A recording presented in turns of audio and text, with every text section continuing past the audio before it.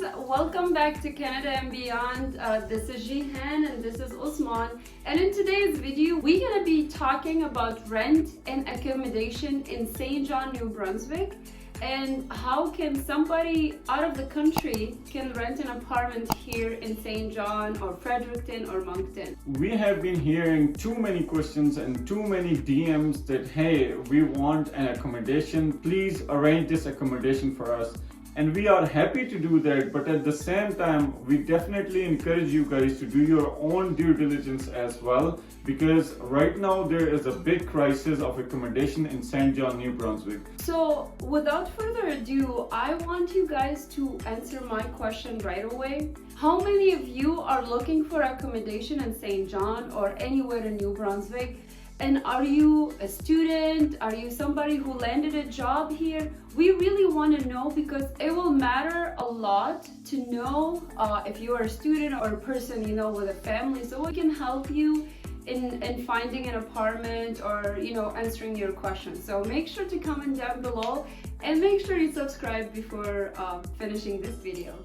First of all, thank you so much for all of your DMs and messages on Instagram and YouTube as well. I want to let you guys know that there is a huge crisis nowadays in regards to accommodation, because not only newcomers out of the country coming to St. John, New Brunswick, but there is also an inner country migration as well. People are coming from all over the place. People are coming from Ontario, Alberta, BC, because the housing prices here has been so low and for so long, and everybody wants to come here because the life is relatively affordable here in St. John, New Brunswick, other than if you are living in the bigger cities like Toronto, Alberta, Vancouver, etc.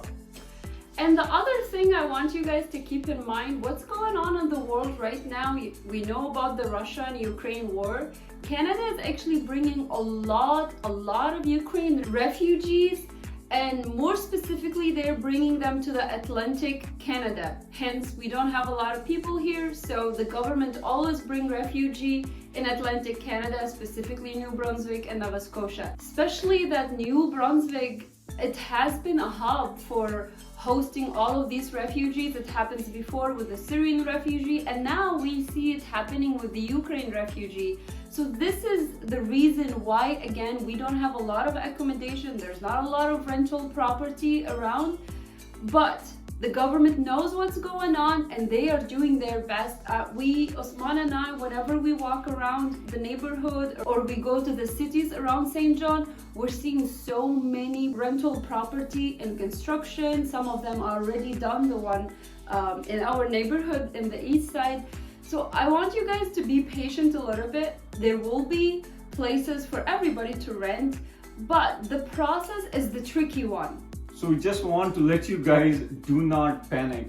City of St. John knows this high demand circle. They are issuing a lot of permits to build new housing, new building, back and forth. So this is the reason why we are seeing a lot of construction all over St. John, New Brunswick, which is good thing. It's gonna bring big job. It will help us reduce the property taxes and other kind of taxes as well. So we are really looking forward for this huge influx of people. We are very much excited for it. So the process is honestly straightforward, but for somebody who is out of the country, I can see that it will be a little bit hard. So the process for getting a rental property is that you will fill up an online application, you will put your bank account for direct deposit, so the rental property will take money directly from your account on a monthly basis.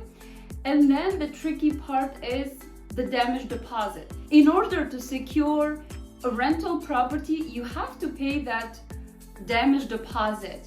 Now, what I mean by damage deposit? The damage deposit is usually a 1 month rental fee. If your monthly rental would be $1,200 every month, then the damage deposit is $1,200 that you need to pay right away to secure your rental property, which will be given back to you on the end of the lease. So landlord cannot hold that deposit as long as the property you have been living in is clean, there is no damage. Landlord is liable to give you all the deposit back. Back to why this damage deposit is tricky. It is tricky because for somebody out of the country, you don't know who you're sending money to, right? And I've had many people actually message me on Instagram having the same question. And guess what? I honestly don't know. I don't have a direct answer to this. All I tell, and I have been telling everybody, that make sure when you are renting a property, make sure you're renting it from an agency. Here there is Killium property. They have property everywhere. I know, like, you really have to find the place 3 months in advance. But rest assured, if you would send a damage deposit for a rental property outside of the country for Killium, they're not gonna steal it. They are well known in all Atlantic Canada, not just in New Brunswick, but in Nova Scotia, in Newfoundland. They own all of the rental property. Now, that being said, there is a lot of scam going on the internet. So you need to watch out for these scammers because you are a very vulnerable position. You are a hotspot for these kind of people. Yep. They can trap you, they can easily manipulate you because you are out of country. You do not know what's going on in here. So, Yep. and you are also desperate to secure an accommodation before you come here. But unfortunately, this is a very dangerous world we are living in. So we want you to secure your money. Make sure you do your due diligence before sending any kind of money order, any kind of MoneyGram, any kind of Western Union transaction. The other thing I want to suggest, and it's something that Usman and I did as well, when we were moving to New Brunswick, we stayed 2 months in Toronto. We actually paid our damage deposit to Killium. It was like 3 months in advance. We needed to secure an apartment. I would encourage you guys, before doing your damage deposit, if you feel like you're not trusting your landlord, the somebody that you didn't even meet yet, I would encourage you to rent an Airbnb for a month. Come here, check out more rental property, because there's a lot of people in neighborhood who have like basement apartment, studio apartment. You can check all of these when you are on site here in New Brunswick, St. John, for example. You can go around, you'll see people, having for rent. You can go on Kijiji, you can go on Facebook Market, and you will be able to find, and usually these are really, really good deal, because you will have like a basement apartment, 2-bedroom apartment, you'll have your own parking lot, your own kitchen. It might be less expensive than regular apartment, right? And in these cases, you would go meet the person, talk to them. If you like the place, you would write the damage deposit either on money order or a check. Here is the good part, is that you are not going to pay the damage deposit directly to the landlord. So for example, in New Brunswick, there are 2 ways you can pay the damage deposit. You can either go ahead to nearest Service New Brunswick office and pay the damage deposit via check or money order, or however you want to pay it. Yeah. Second option is you can pay it to landlord and ask them to pay on your behalf to Service New Brunswick. Make sure to get the receipt though. So here's the thing. Once you give your money to the landlord, and the landlord will go to the nearest Service New Brunswick to pay that damage deposit, the Service New Brunswick will send a receipt via mail to your location, so to you as the tenant, and they will send the same receipt to the landlord as well. You would have your confirmation that the landlord paid that damage deposit. And rest assured, by that time, you would already have the rental property to yourself. So once that deposit is submitted, the landlord cannot give that rental property to anybody but you. Now, if you are willing to live in that property for more than a year, we recommend you to make sure to sign a lease agreement in which carefully read your terms and conditions. Like if there is a lawn mowing on your side that you need to do, or snow blowing that you need to do, make sure to double check it before doing your signatures. And if you are just here living for 2 months or 3 months, we do not recommend you to book any kind of rental property. I think Airbnb is going to be much more suitable choice for you guys.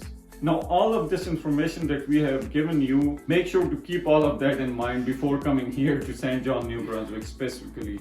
And I know it is hard, I know it is overwhelming leaving your country and coming to a completely new place and then going through all of these stuff, all of this paperwork. It isn't overwhelming, but trust me, it's going to get a lot more easier. Once everything is done, you are settled, everything is good. Now I know that it's very hard to find an accommodation right now. The rental properties are already filled up. There are more new people coming, but still there are properties vacant. You can still find it. It's not too bad right now. You can definitely search, do your due diligence, do your research before coming. Just Google it. Try to find the rental property. There are many rental companies right now working in St. John, New Brunswick. The other thing I want to encourage you guys to do is that if you are coming in August, you should have been since June or May looking for an apartment. So give yourself that 3-4 months period to find an apartment, because it is hard. I mean, in 2020 when Usman and I came in, it took us 3 months to find an apartment, and then we end up paying like the damage deposit 2 months in advance so we can actually secure that apartment. Even though the apartment was going through major renovation, we had like we did like 2 months or a month and a half Airbnb waiting for that apartment, because it is what it is, honestly. So keep all of this in mind. Do reach out if you need any help. We will try to help as much as we can. We will definitely help as much as we can. So if you get any value out of this video, make sure to hit that like button, and if you haven't done so, please do subscribe to our channel. And I also want to mention here that we have another channel which is Canada and Beyond Vlogs, in which we post our daily activities. So if you are someone who is interested to know what is life in New Brunswick, what is life in St. John, New Brunswick particularly, make sure to go ahead and subscribe to that channel. You are going to get a lot more information, tons of information, and it's like very practical. We vlog almost everything, whatever we do in the daytime. So thank you so much for watching this video all the way to end, and we will see you next. Bye.